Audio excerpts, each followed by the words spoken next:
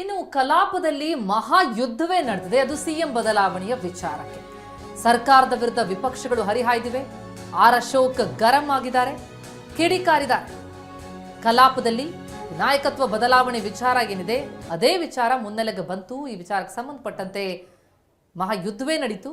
ವಿಪಕ್ಷ ನಾಯಕ ಆರ್ ಅಶೋಕ್ ಗರಂ ಆಗಿ ಸರ್ಕಾರವನ್ನ ಟೀಕಿಸಿದ್ದಾರೆ.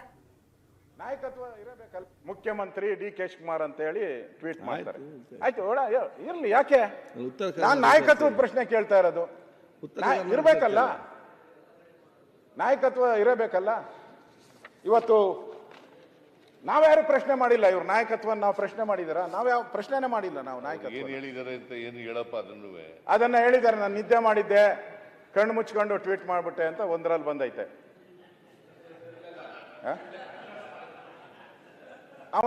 ನಾನು ಟ್ವೀಟ್ ಅವನ ಯಾವನೋ ಮಾಡ್ಬಿಟ್ಟ ಅಂತ ಇನ್ನೊಂದರಾಗ ಬಂದೈತೆ. ಇನ್ನೊಂದು ಕೈ ತಪ್ಪು, ಪ್ರಿಂಟ್ ತಪ್ಪು ಅಂತ ಇನ್ನೊಂದರ ಬಂದೈತೆ. ಯಾವ್ದು ಸರಿ ಅಂತ ನನ್ಗೆ ಗೊತ್ತಿಲ್ಲ ಸರ್. ನೀವು ಅವ್ರು ಕರೆದು ಕೇಳ್ಬೇಕು, ನಿಮ್ಮ ಅಧಿಕಾರ.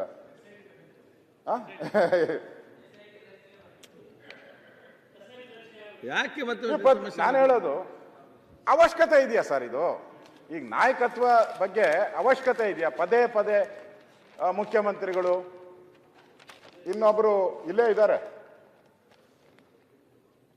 King is alive. ಇಲ್ಲಿ ಉತ್ತರ ಕರ್ನಾಟಕ ಚರ್ಚೆ, ಅದೇ ಉತ್ತರ ಕರ್ನಾಟಕ, ಅದೇ ನಾಯಕತ್ವ ಸರ್. ಈ ನಾಯಕತ್ವ ಇಲ್ಲ ಅಂದ್ರೆ ಉತ್ತರ ಕರ್ನಾಟಕ ಗೋವಿಂದ ಗೋವಿಂದ ಆಗೋತತೆ. ಇವ್ರು ಸರಿಯಾಗಿ ನಾಯಕತ್ವ ಇಲ್ಲ ಅಂದ್ರೆ ಈ ಕಿಂಗ್ ಈಸ್ ಅಲೈವ್ ಯಾಕೆ? ಬೈರ್ತಿ ಸುರೇಶ್ ಅವ್ರನ್ನ ನಾನು ಇನ್ನು ಇಡ್ಲಿ ವಡೆ ತಿಂದ್ರೆ ಸಮಸ್ಯೆ ಬಗೆಹರಿಯಲ್ಲ ಅಂತ ಸಿಎಂ ಡಿಸಿಎಂ ಬ್ರೇಕ್ಫಾಸ್ಟ್ ಮೀಟಿಂಗ್ ವಿಚಾರವನ್ನ ಇಟ್ಕೊಂಡು ಕಾಲೆಳೆದಿದ್ದಾರೆ ಆರ್ ಅಶೋಕ್. ಕಲಾಪದಲ್ಲಿ ಬ್ರೇಕ್ಫಾಸ್ಟ್ ಸಭೆ ಬಗ್ಗೆ ಪ್ರಸ್ತಾಪಿಸಿದ್ರು. ಇಡ್ಲಿ ವಡೆ ತಿಂದ್ರೆ ಸಮಸ್ಯೆ ಬಗೆಹರಿಯಲ್ಲ, ಆ ತರ ಏನಾದ್ರೂ ಫಾರ್ಮುಲಾ ಇದ್ರೆ ಇಡ್ಲಿ ವಡೆ ಫಾರ್ಮುಲಾವನ್ನು ದೇಶಕ್ಕೆ ಕೊಡಿ ಅಂತ ವ್ಯಂಗ್ಯವಾಡಿದ್ದಾರೆ. ಸಲಹೆ ಕೊಡ್ತಾ ಇದ್ದೀನಿ, ಮುಖ್ಯಮಂತ್ರಿಗೆ ಸಲಹೆ ಕೊಡ್ತಾ ಇದ್ದೀನಿ. ಉಪಮುಖ್ಯಮಂತ್ರಿಗಳು ಇಲ್ಲ, ಸಲಹೆ ಕೊಡ್ತಾ ಇದ್ದೀನಿ. ನೋಡಿ, ಇಡ್ಲಿ ವಡೆ ಹೋಗಿ ತಿಂದ್ರೆ ಸಮಸ್ಯೆ ಬಗೆಹರಿಯಲ್ಲ. ಆ ತರ ಫಾರ್ಮುಲಾ ಇದ್ರೆ ಇಡೀ ದೇಶಕ್ಕೆ ಕೊಟ್ಬಿಡಿ. ಇಡ್ಲಿ ವಡೆ ತಿಂದ್ರೆ ಸಮಸ್ಯೆ ಬಗೆಹರಿತತೆ ಅಂತ ಬಗೆಹರಿತತೆ. ನೀವು ಮಾನ್ಯ ಸಭಾಧ್ಯಕ್ಷರು ಮನಸ್ಸುಗಳು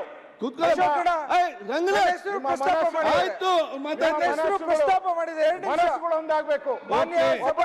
ಕಣ್ಣಿಟ್ಟು ಮಾತಾಡಿ ತೀರ್ಮಾನ ಮಾಡೋಣ. ಅಧಿಕಾರ ಹಾದಿ ಬೀದಿಗಳಲ್ಲಿ ಮುಖ್ಯಮಂತ್ರಿ ನಾನು ನಾನು ನಾನು ನಾನು ಮುಖ್ಯಮಂತ್ರಿ. ಹತ್ತಾರು ಜನ ನಿತ್ಯ ಅವ್ರಾಗ ಮುಗಿಸ್ಲಿ, ಮತ್ತೆ ಮಾತಾಡಿ. ಪ್ರತಿನಿತ್ಯ 10 ಜನ ನಾನು ಮುಖ್ಯಮಂತ್ರಿ ಅಂತದ್ದು ಮುಖ್ಯಮಂತ್ರಿ ಪದವಿಗೆ ಶೋಭೆ ತರಲ್ಲ. ಶೋಭೆ ತರಲ್ಲ. ರಾಜ್ಯಕ್ಕೆ ಅನ್ಯಾಯ ಆಗ್ತಾ ಇದೆ. ತೀರ್ಮಾನ ಮಾಡ್ಕೊಂಡು ಬನ್ನಿ. ಇದು ಮೋಸ ಮಾಡ್ತಾ ಇದ್ದೀರಾ. ನಿಮ್ಮ ತೀರ್ಮಾನದಿಂದ ಇಡೀ ರಾಜ್ಯ, ಇಡೀ ಅಧಿಕಾರಿಗಳು, ಒಂದು ರೀತಿ ಅಧಿಕಾರಿಗಳಿಗೆಲ್ಲ ಮಜಾ ಆಗೋಗ್ಬಿಟ್ಟೈತೆ. ಒಂಥರ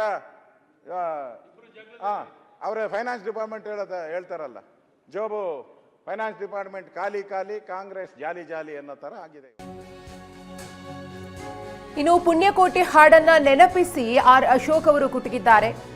ಸತ್ಯವೇ ನಮ್ಮ ತಾಯಿ ತಂದೆ, ಸತ್ಯವೇ ನಮ್ಮ ಬಂಧು ಬಳಗ, ಕೊಟ್ಟ ಮಾತನ್ನ ತಪ್ಪಿ ನಡೆದರೆ ಮೆಚ್ಚನ ಪರಮಾತ್ಮನು. ಹಾಗೆಯೇ ಇಲ್ಲಿ ಗೋವು ಯಾರು, ಹುಲಿ ಯಾರು ಎಂಬ ಪ್ರಶ್ನೆಯನ್ನ ಮಾಡಿದ್ದಾರೆ. ಬೆಕ್ಕು ಸಿಂಹವಾಗುವ ಬೀಚಿಯವರ ಕಥೆ ಹೇಳಿ ಅಂತ ಟಾಂಗ್ ಕೊಟ್ಟಿದ್ದಾರೆ. ಇಲ್ಲಿ ಸಿದ್ದರಾಮಯ್ಯನವರು ನಾನು ಬಿಡಲ್ಲ ಅಂತ, ನಾವು 5 ವರ್ಷ ಅಂತ ಹೇಳ್ಬಿಟ್ಟಿದ್ದಾರೆ. ನಾನು 5 ವರ್ಷದ ಮುಖ್ಯಮಂತ್ರಿ ಅಂತ ನಾನೇ ಮಾಡ್ಬಿಟ್ಟಿದ್ದೀನಿ. 5 ವರ್ಷ ಅಂತಾರೆ. ಶಿವಕುಮಾರ್ ನಾನು ಬಿಡಲ್ಲ ಅಂತಾರೆ. ಸತ್ಯ ಅದೇನು ಹೇಳಿದಾರೆ? ಅದು ಯಾವ್ದು ಹಾಡು? ಮುಂದಕ್ಕೆ ಹೋಗುವ ಏನು ಯಾವ ಸತ್ಯ? ತಂದೆ, ಸತ್ಯವೇ ನಮ್ಮ ಬಂಧು ಬಳಗ, ಕೊಟ್ಟ ಮಾತನ್ನು ಗೋವಿನ ಹಾಡು ಹೇಳ್ತಾರೆ. ಈ ಗೋವ್ ಯಾರು, ಹುಲಿ ಯಾರು ನನ್ಗೆ ಗೊತ್ತಾಗ್ತಾ ಇಲ್ಲ. ಹುಲಿ ಯಾರು, ಗೋವ್ ಯಾರು ಗೊತ್ತಾಗ್ತಾ ಇಲ್ಲ. ಅದಕ್ಕೆ ನಾನು ಡಿ ಕೆ ಶಿವಕುಮಾರ್ಗೂ ಹೇಳ್ತೀನಿ, ನೋಡಪ್ಪ, ಒಂದು ಬೀಚಿದೊಂದು ಕವನ ಇತ್ತು. ಬೀಚಿದೊಂದು ಕವನ ಇದೆ. ಅದರಲ್ಲಿ ಏನ್ ಹೇಳ್ತಾರೆ? ಅದು ಒಂದು ಬೆಕ್ಕಿಗೆ ಸಿಂಹ ಆಗ್ಬೇಕು ಅಂತ ಆಸೆ ಅಂತೆ. ಬೆಕ್ಕಿಗೆ ಸಿಂಹ ಆಗ್ಬೇಕು ಅಂತ ಆಸೆ. ಅದಕ್ಕೆ ಹೇಳ್ತದೆ ಬೀಚಿ, ನೀನ್ ಫಸ್ಟು ಇಲಿ ಹಿಡಿಯೋದನ್ನ ಬಿಡು, ಆಮೇಲೆ ಸಿಂಹ ಆತೀಯ ಅಂತ ಹೇಳ್ತಾರೆ. ಅರ್ಥ ಆಯ್ತಲ್ಲ? ಅಧಿಕಾರ ಬೇಕು ಅಂದ್ರೆ ಡಿ ಕೆ ಶಿವಕುಮಾರ್ ಜೀವನ ಒದ್ದು ಕಿತ್ಕೊಂತೀನಿ ಅಂತ ಹೇಳಿದಾರಲ್ಲ, ಒದ್ದು ಕಿತ್ಕೊಂತೀನಿ ಅಂತ. ಒದಿಬೇಕು, ಯಾರನ್ನ ಒದಿಬೇಕು?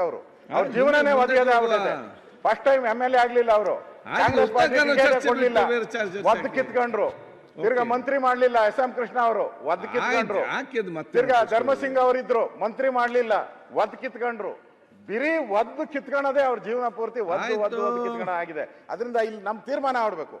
ತೀರ್ಮಾನ ಆಗಿ ಮುಖ್ಯಮಂತ್ರಿಗಳು ಒಂದು ಸಮರ್ಥ ಮಾನ್ಯ ಸಭಾಧ್ಯಕ್ಷರೇ, ಕರ್ನಾಟಕಕ್ಕೆ ಅಶೋಕ್ ಒಳ್ಳೆಯದಾಗಲಿ.